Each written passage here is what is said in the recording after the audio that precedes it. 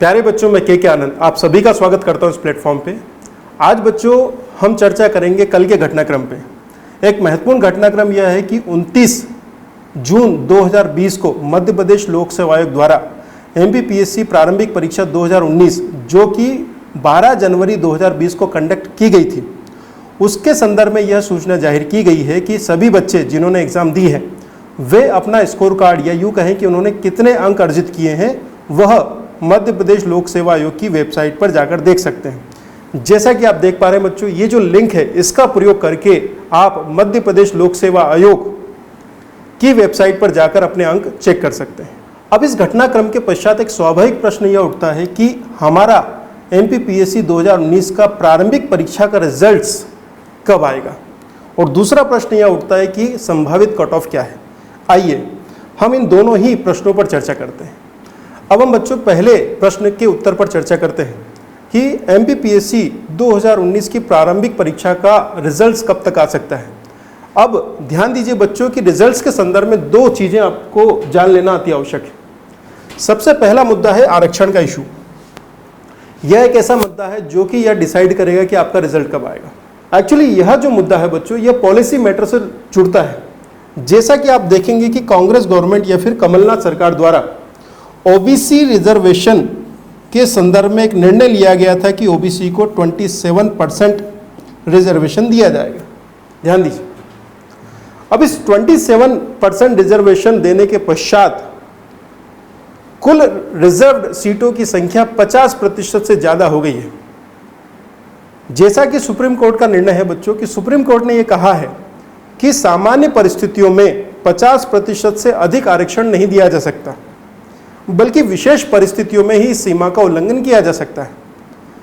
जब यह मामला मध्य प्रदेश उच्च न्यायालय के पास पहुंचा तब शासन से कोर्ट ने यह कहा कि आप उन आधारों को प्रस्तुत करें जिन आधारों पर आप 50% से अधिक रिजर्वेशन देना चाहते हैं या सीटें रिजर्व करना चाहते हैं, या दूसरी भाषा में कहें कि 27% OBC रिजर्वेशन आप किन आधारों पर देना चाहते हैं। महत्वपूर्ण बात है बच्चों कि अभी तक यह मुद्दा माननीय उच्च न्यायालय में लंबित है और ये पॉलिसी मैटर है। अर्थात अगर MPPSC प्रारंभिक परीक्षा 2019 का रिजल्ट आता है तो उससे पहले शासन को निर्धारित करना पड़ेगा कि OBC को कितने प्रतिशत रिजर्वेशन दिया जाए। और आपको जानकर आश्चर्य होगा कि संभवतः, मैं संभवतः इसलिए कह रहा हूँ बच्चों क्योंकि जो न्यूज़ है, जो न्यूज़पेपर्स में अलग अलग प्रकार की बातें आई हैं, संभवतः मध्य प्रदेश उच्च न्यायालय ने रिजल्ट्स पर रोक भी लगाई है या ना भी लगाई हो। मान लीजिए कि रोक नहीं लगाई, तब मध्य प्रदेश लोक सेवा आयोग प्रारंभिक परीक्षा का रिजल्ट जारी कर सकता है, किंतु वह अंतिम परिणाम जारी नहीं कर सकता।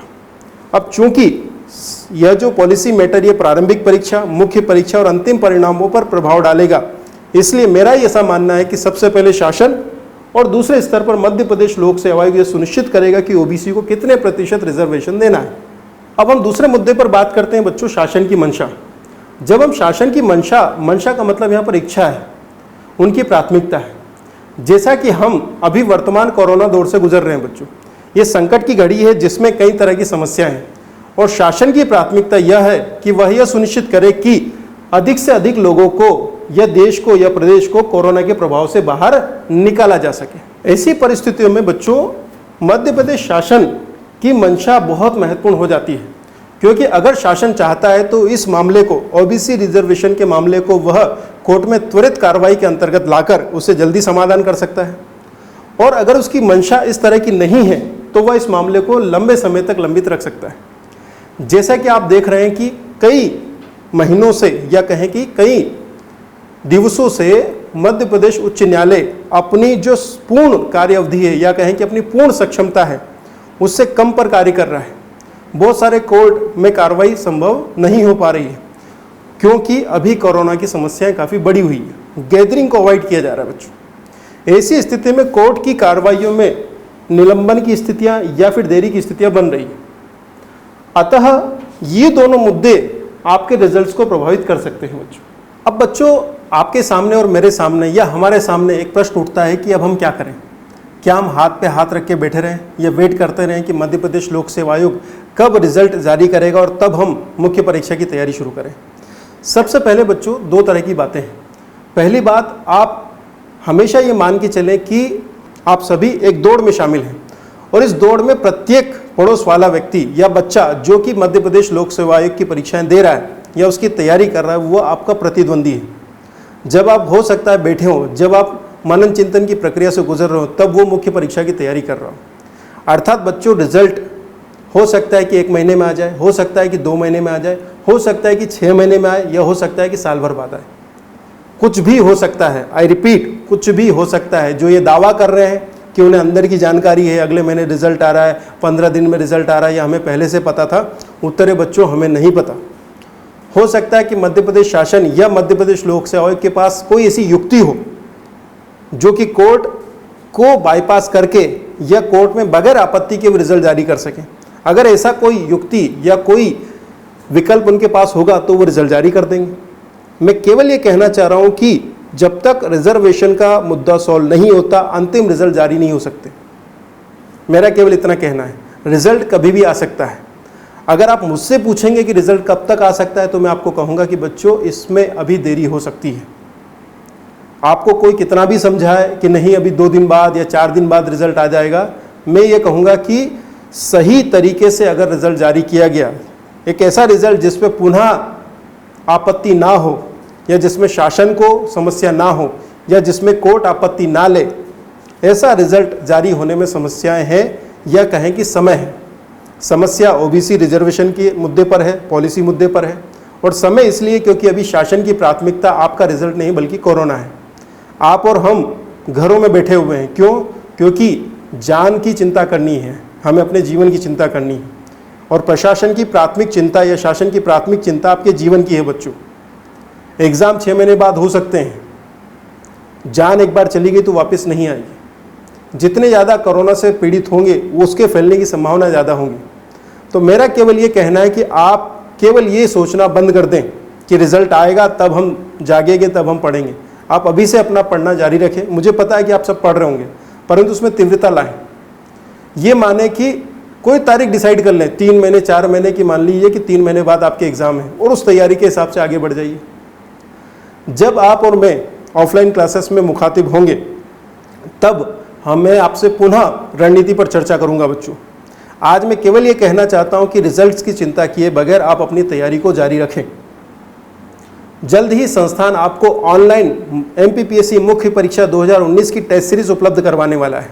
वे बच्चे जो संस्थान से जुड़े हुए हैं उन्हें यह सुविधा फ्री में मिलेगी। इंग्लिश मीडियम के भी बच्चे और हिंदी मीडियम के भी बच्चे दोनों ही फॉर्म में ये सुविधा आपको फ्री ऑफ कॉस्ट मिलेगी। उससे पहले प्रिपरेशन की आवश्यकता हमें है, तो यह कार्य अगस्त के महीने से ही आरंभ होगा। अभी पूरा 1 महीना हम इसकी तैयारी करेंगे, क्वेश्चंस तैयार करेंगे, मॉडल आंसर्स तैयार करेंगे, टीचर्स तैयार करेंगे और आपके सामने उपस्थित होंगे। अब बच्चों, हम दूसरे प्रश्न के उत्तर पर आते हैं। दूसरा प्रश्न यह आता है कि अगर रिजल्ट आता है तो कट ऑफ कितना है। आप सबके दिमाग में यह घूम रहा होगा, ये कट ऑफ कितना है। बच्चों देखिए, कट ऑफ की संभावना, यह कहें कि कट ऑफ कितना रहेगा, ये बहुत सारी बातों पर निर्भर करता है। सबसे पहली बात तो है रिजर्वेशन कि ओबीसी रिजर्वेशन 27% है या उससे कम है। दूसरा मुद्दा यह आएगा नंबर ऑफ पोस्ट कितनी है। तीसरा मुद्दा यह रहेगा कि क्वेश्चन पेपर का स्टैंडर्ड क्या था, वो पिछले वर्षों की अपेक्षा कैसा था। चौथा मुद्दा यह है कि अन्य का प्रदर्शन कैसा है। बच्चों, अगर आप इंटरनेट की सहायता लेंगे, अपने दोस्तों से बात करेंगे, तो जनरल कैटेगरी के लिए ध्यान रखिए, जनरल कैटेगरी मेल के लिए यह कट ऑफ 65 से लेकर 70 के बीच में आकलित किया जा रहा है। ध्यान रखिए, ये मिनिमम है, ये कट ऑफ की बात कर रहा हूं मैं। उसी तरह से जनरल कैटेगरी फीमेल के लिए भी यही संभावना है बच्चों।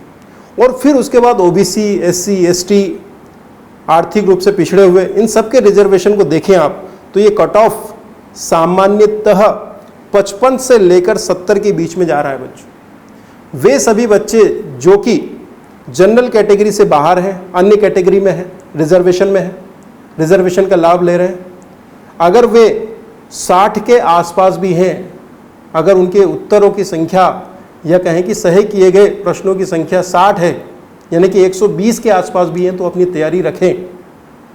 कोई कहे कि सर हम 55 ही है और हमारा ऐसा वैसा, स्पेशल कैटेगरी में आप 55 मान लें, यानी कि हर वो बच्चा जो 110, 120 के आसपास है, किसी न किसी रिजर्वेशन के दायरे में आता है, वो अपने आप को संभावित मुख्य परीक्षा का अभ्यर्थी माने और तैयारी करें। क्योंकि अगर आप अभी से अपने आप को बाहर रख लेते हैं बच्चों, तो वैसे ही आप आउट ऑफ कंपटीशन है, यानी कि आपको तैयारी तो करनी है। मान लीजिए कि ईश्वर ना करे आपका नहीं हुआ, तो क्या मुख्य परीक्षा की तैयारी आपको अगले वर्ष काम नहीं आएगी? निश्चित ही आनी है। तो सबसे पहले आप एक पॉजिटिव मूड बनाएं, कट ऑफ को लेकर ज़्यादा चिंताएं ना करें, समय खराब ना करें, बल्कि अपनी तैयारी पर फोकस करें।